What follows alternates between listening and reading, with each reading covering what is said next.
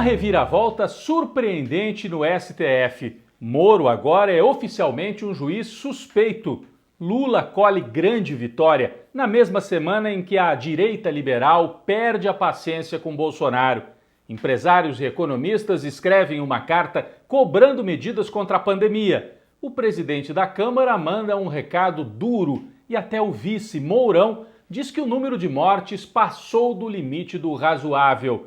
O Brasil tem mais de 300 mil mortos pela Covid-19 e tem um governo que se esfacela no meio da crise. Eu sou o Rodrigo Viana e esse é o Tempero da Notícia, começando agora.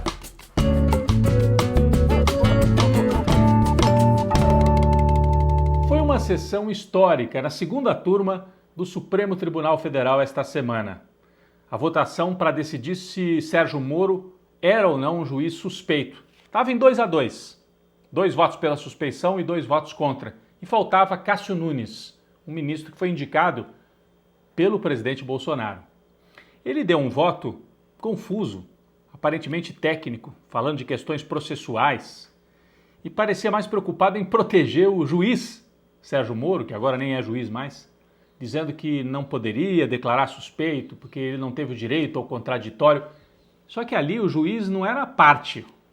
Quem tinha que ter o direito ao contraditório era o réu, Lula, que sofreu todo tipo de abuso durante o processo. Bom, mas Cássio Nunes deu um voto contra a suspeição, agradando quem o indicou, que foi Jair Bolsonaro, porque o Bolsonaro não queria o Lula livre para concorrer. Aí parecia que estava decidido, 3-2, o Lula continuaria condenado. Mas o Gilmar Mendes, então, pede a palavra e destrói o voto de Cássio Nunes. Vale até a pena a gente acompanhar alguns trechos. Ou nós estamos diante, de fato, de um grande escândalo. E não importa o resultado deste julgamento, a desmoralização da justiça já ocorreu. O Tribunal de Curitiba é conhecido mundialmente hoje como um tribunal de exceção. Enche-nos de vergonha. Ainda há pouco, antes de vir para cá, Bernie Sanders estava dizendo sobre isso. Não precisa de rescisória. A desmoralização já ocorreu. Porque ninguém é capaz de dizer. Alguns dos senhores aqui comprariam um carro do Moro. Alguns dos senhores hoje seriam capazes de comprar um carro do Dallagnol. São pessoas de confiança? São pessoas que nós temos como probas? Alguém o contrataria como advogado nessas circunstâncias, tendo agido dessa forma? Essa ação do Gilmar Mendes parece que foi até combinada com a Carmen Lúcia, porque depois que o Gilmar Mendes destrói o voto do Cássio Nunes, a Carmen Lúcia pede a palavra, ela que tinha votado contra a suspeição no início do julgamento, e diz: mudei de ideia, agora eu tenho elementos para considerar o Moro um juiz suspeito, um juiz que grampeou os advogados, isso é coisa de ditadura, que divulgou grampos ilegais, que fez condução coercitiva do Lula de forma ilegal. Aí ela elencou todos esses dados e deu um voto tranquilo, mas pela suspeição de Sérgio Moro. Portanto, 3-2 na última hora, Moro um juiz suspeito, um juiz parcial, e Lula colhe uma grande vitória. Deixou a mídia e a direita lava-jatista desnorteadas, porque Moro era o herói nacional, agora não é mais.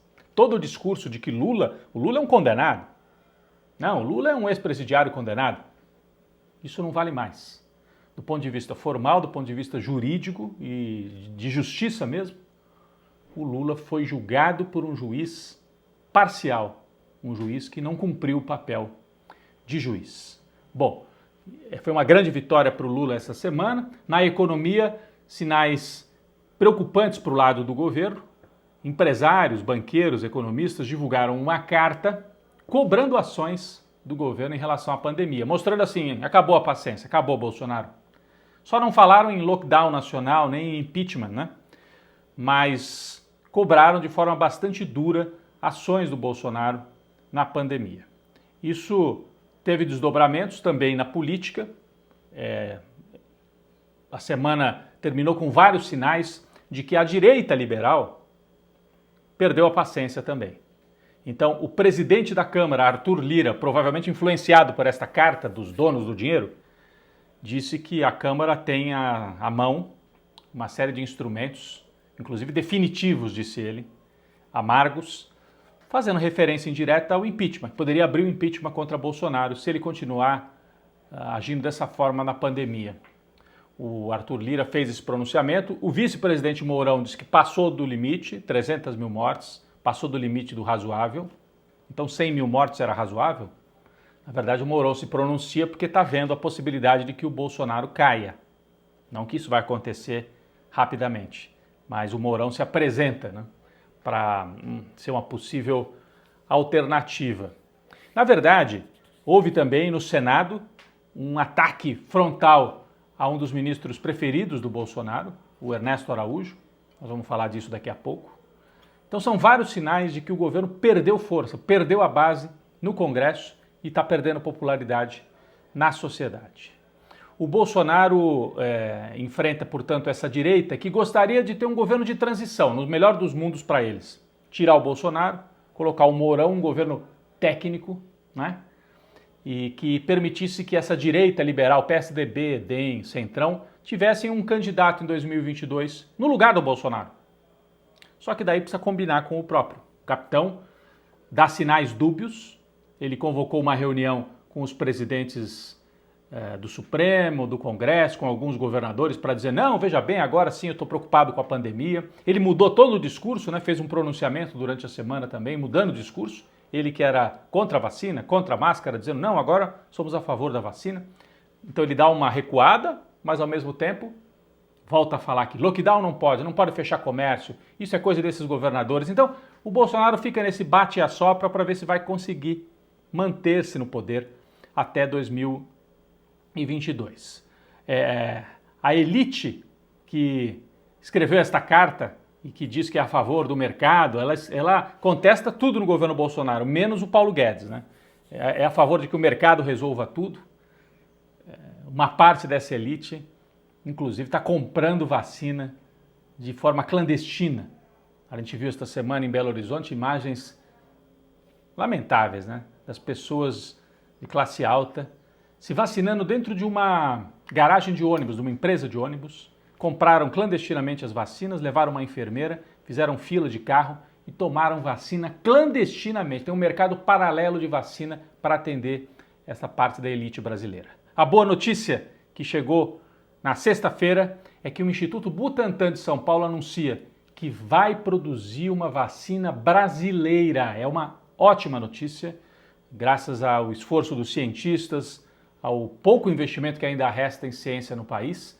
A gente então não ficaria mais dependente da China ou de vacinas de outras partes do mundo e ela seria produzida aqui no Brasil. Vai levar tempo, está entrando ainda em testes, mas até o fim do ano nós provavelmente teremos uma vacina produzida pelos cientistas brasileiros do Butantan, que o Dória chegou a dizer que queria privatizar. Lembram? Queria se desfazer do Butantan. Se não fosse o Butantan, gente, não teria essas vacinas aí que vêm da China e que o Butantan acaba de embalar e produzir e não teria a chance de ter uma vacina feita aqui no nosso país.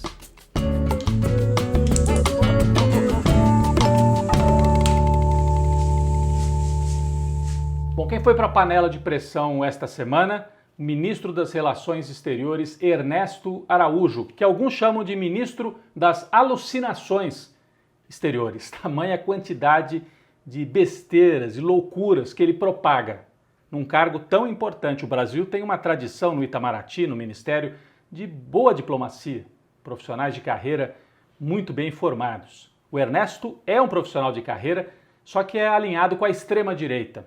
Então ele atacou durante esses 2 anos a China sem nexo. Partiu para o confronto com a China para agradar o Trump. E o Brasil precisava tanto da China, né, para as vacinas. A Índia propôs quebra de patentes para as vacinas, que seria importante. E o Brasil ficou contra, preferiu ficar do lado dos grandes laboratórios farmacêuticos.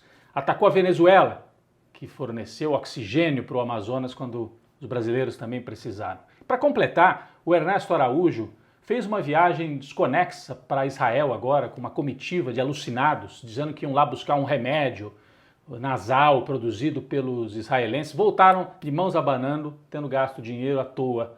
E ele também apoiou a invasão do Capitólio pelos extremistas lá nos Estados Unidos. Esta semana ele foi ao Senado e levou uma sova, 7, 8 senadores, dizendo para ele: ministro, pega o seu boné e vai embora, vaza. Chega, deu para você. O Ernesto se segura nas alianças com os filhos do Bolsonaro e com o Olavo de Carvalho, que é aquele filósofo que mora nos Estados Unidos e é o guru da extrema-direita aqui no Brasil. Durante o depoimento do Ernesto Araújo ao Senado, algo gravíssimo, um assessor da área internacional do Bolsonaro, Felipe Martins, fez um gesto para as câmeras, um gesto que é associado à extrema-direita supremacista branca nos Estados Unidos, chamado White Power, poder branco. Fez claramente o gesto, depois negou, disse que estava apenas ajeitando a lapela do seu paletó. Cara de pau. Então, Ernesto Araújo e Felipe Martins, os dois estão na Berlinda e pode ser que nos próximos dias o Ernesto Araújo deixe de ser o ministro das Relações Exteriores ou das alucinações. Também não vai adiantar nada trocar o ministro e manter as alucinações que vêm de Bolsonaro e dos filhos dele.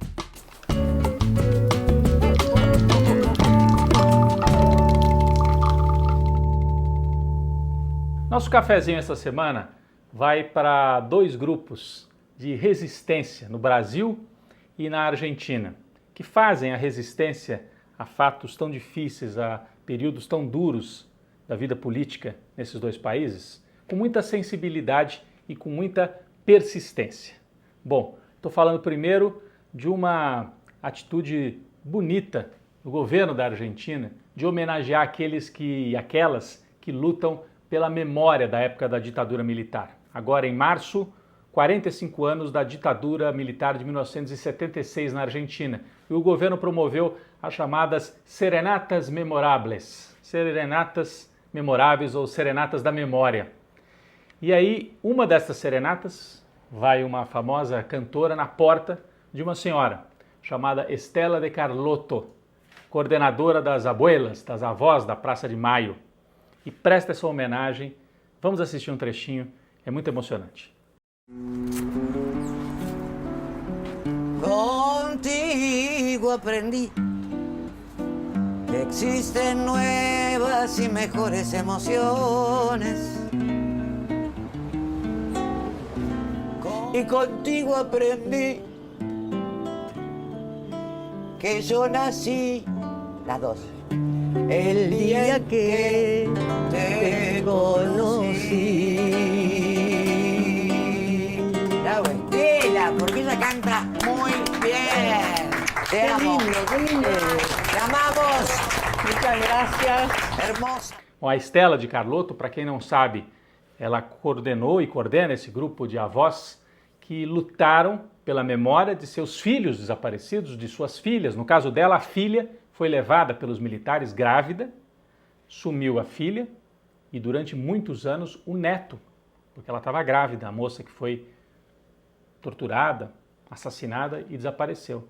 E depois de muitos e muitos anos de batalha, ela conseguiu encontrar o neto, que tinha sido adotado por uma família ligada aos militares. Então a insistência, a persistência e a arte, a música, para tentar recuperar um pouco dessa memória de forma tão importante. E aqui no Brasil, o grupo de bordadeiras no Rio de Janeiro, Bordando pela Vida, Linhas do Rio, é o nome desse grupo, que faz grandes painéis com figuras, com imagens e com os nomes dos que morreram durante a pandemia do Covid-19.